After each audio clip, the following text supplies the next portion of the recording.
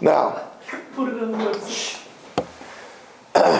there is a tremendous lesson to learn a lot from Avraham Avinu, especially from this week's parasha. There's an interesting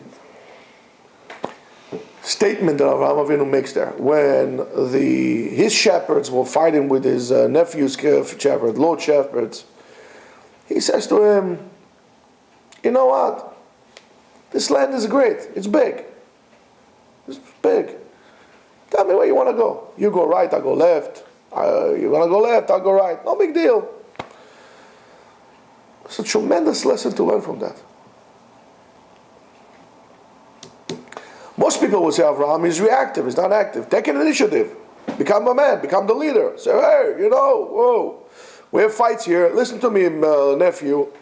I'm older than you. I'm going to go here and you're going to go there. And, be the leader, be the alpha male. But as the Gemara says, Ini, really, is it so? Is Avraham Avinu really taking a secondary role here? No, absolutely not. Avraham Avinu is above those roles. What do I mean? Avraham Avinu is acting on his own drum. And he says the following. I'm not stuck in a situation. Most people are stuck in situations. They put themselves in the situation and they get stuck in it. For example, a person wants to move to Israel. I'll move to Israel. What's going to be? Where am I going to put my kids? Is it going to be safe there? I want to move to Muncie. I want to move to Dallas. I want to move to this. Fears. Blah, blah, blah, blah, blah.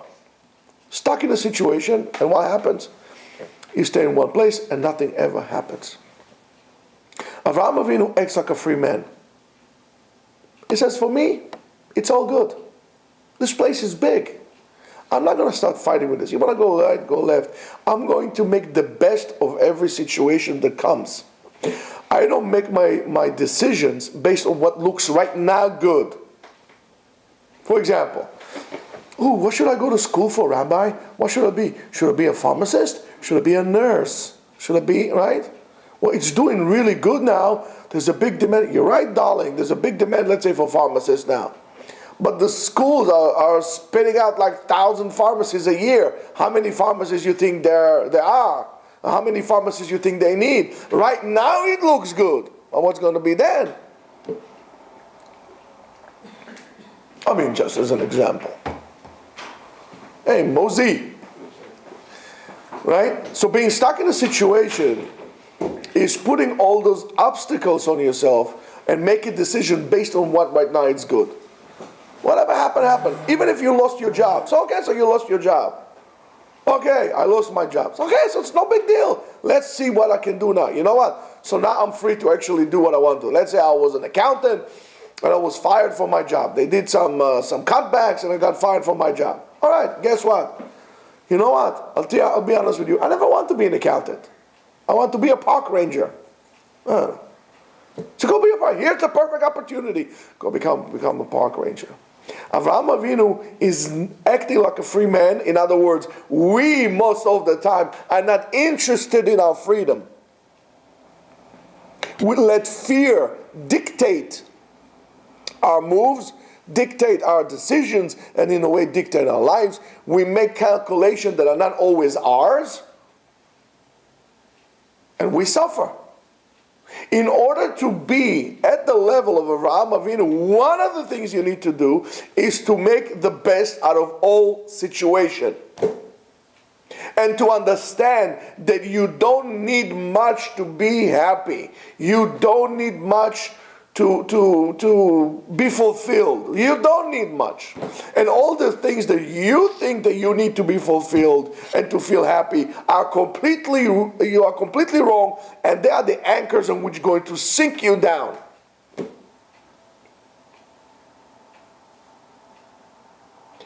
That's why America was good. They had the feeling of the pioneers. We'll go. It's going to be a better future. We're going there. To the west, to the unknown. We're going there. It's a great country. Once the wilderness had ended, It was the expansion that ended, so they built up a little bit of expansion, and from this point on, it's just going to cave back in. Houses, big houses, fast cars, these are not the ingredients that you need for fulfilled and happy life. Freedom is. The more freedom, the less items you would need. I have a challenge to all of you, but I don't think anybody will pick it up. Try to live a year with minimum. Try to pick up everything you have. Make an assortment of things you have at home. What are the things that you really, really need to live?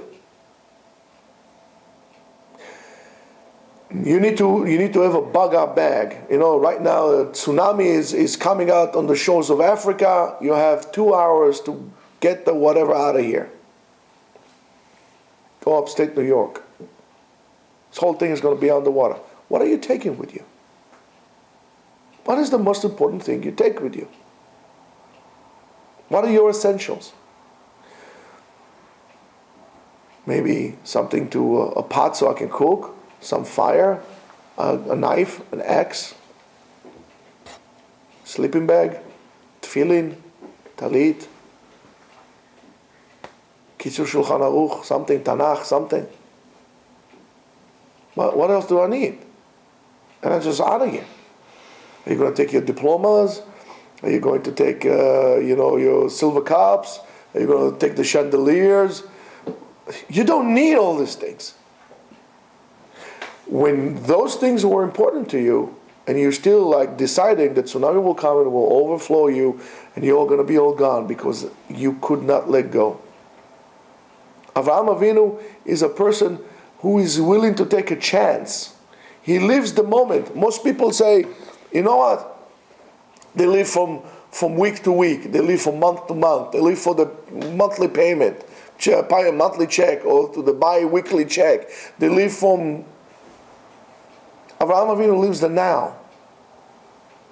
And right now, okay, it's good. Somebody sent me a video, a clip from YouTube on this guy. Let me try to remember his name.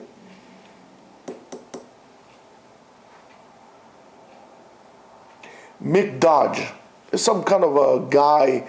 I think they did a documentary or something on him from National Geographic.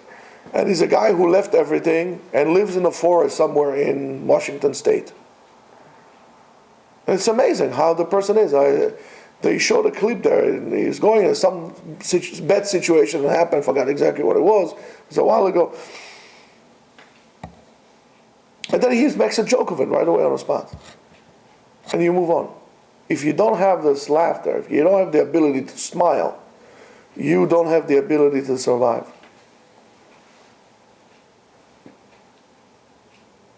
And we don't survive. We're barely making it. We're too serious. We don't have fun anymore in our lives. And we are trapped in this jail that we built, in this mausoleum that we built to ourselves. If I'm going to tell you, for example, right now, let's say you bought a house for $500,000 and you invested another $250,000 for your house. And I said to you, and you just moved in, and I said to you, you know what? Let's go to Israel, or let's go somewhere else. It's a better life over there. There's better life there.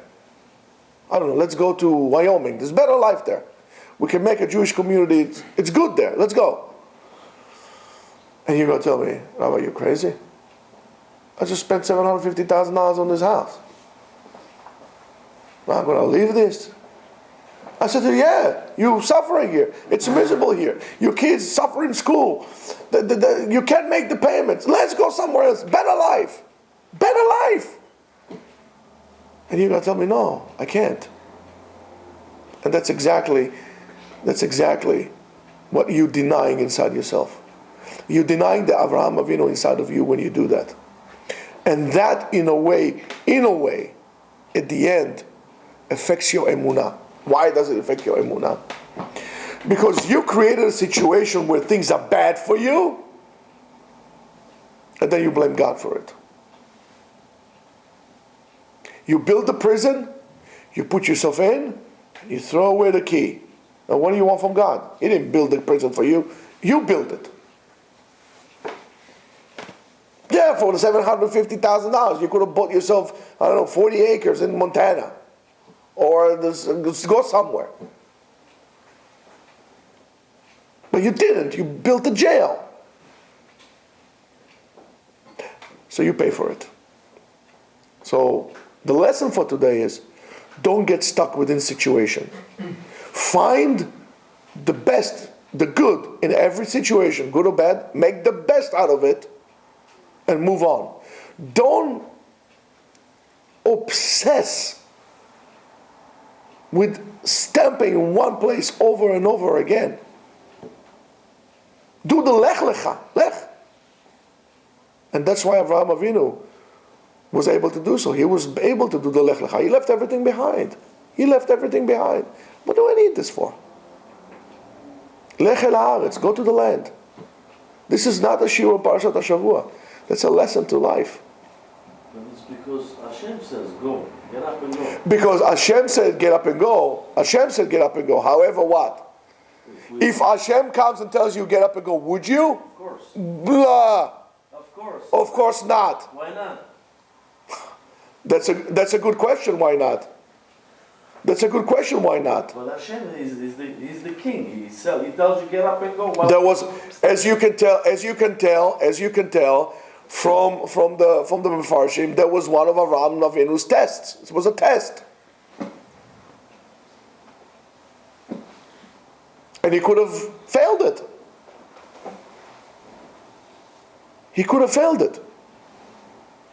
And who say you don't have the same test? Why does it need to have a special request for you to get up and go? Didn't he tell you this already? You heard this. How many times you want to repeat it? So get up and go. You know it's bad. Your father told you what to do. Avraham Avinu was our father. He told us what to do. Now you needed to repeat the whole thing again. I mean, are we so important? He already told us what to do. You see a place is bad, get up and go. Look what happened to Lot. Avraham Avinu could have said, I want to take this one. There's a bad people there. I'm not going there. You think you got a tzaddik? I'm a tzaddik. I'm going to be able to survive? You won't. You will be influenced by your community. If you see that things are bad for you. How many times we persuaded ourselves to remain in a situation, whether it's a relationship or a job. It's bad for you in your job. You're being abused in your job. They're taking advantage of you in your job. And why are you staying there? Make the best of the situation. Move. Quit. And make the best out of it. Everybody has a dream. Everybody, including you, I'm sure you do, have a dream about what was your ideal life or ideal job. You don't have any. Hold on 1 second. Yes or no? Yeah, I think Let me ask you this, and you don't have to answer me. You don't have to answer me. Do you live anywhere close to your ideal life or to your ideal job? Don't answer. I got the answer. I know that. I know that. So therefore, my next question to you will be, why? Who's stopping you? Not what I dreamed about, but things got close. Close, but no cigar. But close, but no cigar. Close is only by hand grenades and horseshoes. But Rabbi, the thing is, you don't have anything prepared. How can you just get up, quit, and, What do you mean by prepared? What do you mean I don't have anything prepared? As far as you say, you don't like the job. You quit and you go. Look for something else. You don't have anything to rely on, right? Oh, yes, you do. Oh, yes, you do. You have something to rely on. God. That's why I said to you. That's why exactly what I said to you. That's lack of emunah. Look at David HaMelech. When things were bad for him, he didn't turn to the United Nations. He didn't call Obama. He said, God help me, man. I need help. And the times of need, I come to you. Well, who else would I go? What do we say? Nipelana beyad Hashem. Let's surrender ourselves to HaKadosh Baruch Hu, and then that's the only way I go. So when you don't fall into, because you don't want to cry to, why don't you want to rely on HaKadosh Baruch Hu? Because you don't have emunah. I'm not saying sit like this, okay, quit, sit like this, Copacabana, with whatever whiskey you have left in your home, and wait for a golden goose to come from the sky. I'm not saying that. But be motivated by positiveness. That HaKadosh Baruch Hu will help you, because you are willing to help yourself, and that's good too. Who said you have to have a 3-story house with marbles all over? Who said? And all of a sudden, I'll give you an example. Go to a place, I just looked at this yesterday. A place like Goshen, New York, or this old area over there, or Woodridge, New York, not Woodbridge, Woodridge, New York. A house there costs $150,000. Even if it's go to Fallsburg, South Fallsburg, New York. Houses there, $150,000, $180,000. So do something. Have some ambition. Make it happen. So imagine, if us guys will go there, all of a sudden we have a community.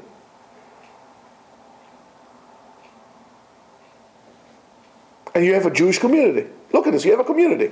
Yeah, we have a minyan. We can get a Sefer Torah. So, terrific. It takes 100 years. No. It doesn't take 100 years. Why are you being so negative? You call the Jewish compress, the Jewish press, and you do like a little ad there, an advertisement. You put some things like this, agriculture community. We're going to make you chief realtor over there. You already have you have an income. You don't need much. Right? Sounds like a plan. How many people says, I would like to homeschool my kids? I said, fine, why won't you? You go over there, homeschool your kids. You save money on tuition, thousands of dollars you save on tuition.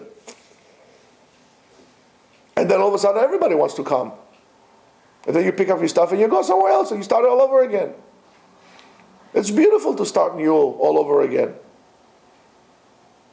Routine will kill you.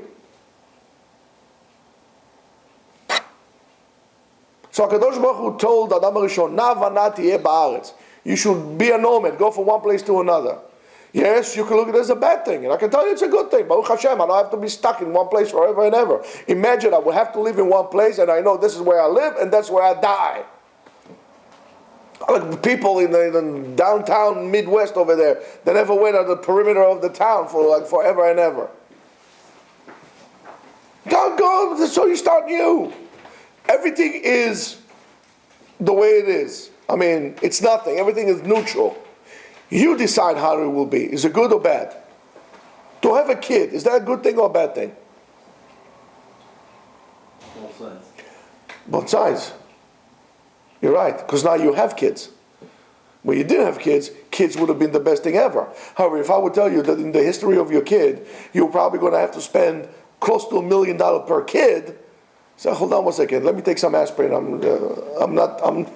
be right back.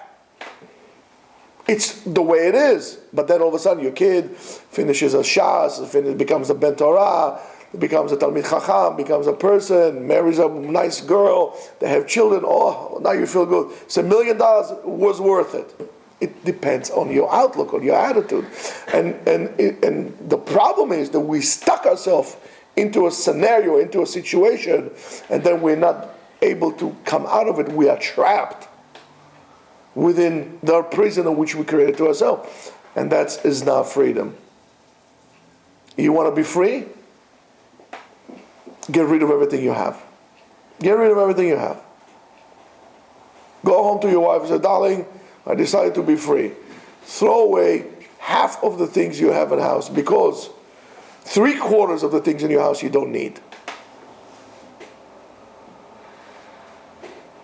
3/4 of the things in the house you don't need. How many pairs of clothes do you need? How many pots do you need? How many sheets do you need?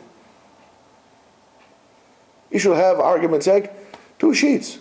One is clean, one is dirty. One clean, one dirty. Alternate. People go, they have like Macy's at home.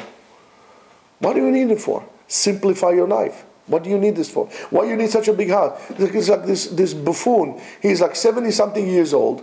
All his kids are married. They travel all over the United States and shish kebab. They're all over the place here. And now he wants a big house. Why do you need a big house? Anybody comes to visit you? Anybody comes to visit you? What do you need a big house for? You smell like mothballs already. What do you need a big house? I want a big property, 120 by 100. What do you need it for? You can't even pull a weed. For what? What are the... Instead of wasting your money and aggravation on that, sit down and learn Torah, take a Gemara, open the book. That's what you need. These are the possessions that is not going to be enough. Take a course in survival, for crying out loud. Learn how to make bread. What are you wasting your time on shenanigans like this? You want to move to a different house? No problem. Downsize, smaller house. You want the kids? No, you go to the kids. Now there are plenty of holidays.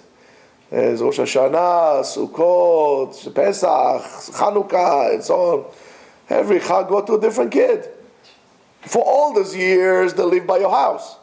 Now you go visit them, so you need a smaller house. You downsize. You don't need to have big. And that's a big lesson in life. That's a big lesson in life. You should know that all the things that you have at home, your prime possessions, those ivory that you got from the Maharaja of who knows where, expensive stuff, all kind of kachkis that you wanted, when you're going to die, and we're all going to die, your kids are going to curse you for all the garbage that you collected all your years. Everything that you collected all those years, they're going to get a dumpster and they're going to put it all in the garbage. They can't even sell it in a garage store, a garage sale. So all the effort that you traveled and you went to Italy, so instead of enjoying the scenery, you were buying, souvenirs and money and effort and time. You wasted an opportunity. So it's all going to end up in the garbage. So do your kids a favor. Give them memories. Don't give them kachkes. Have a good day.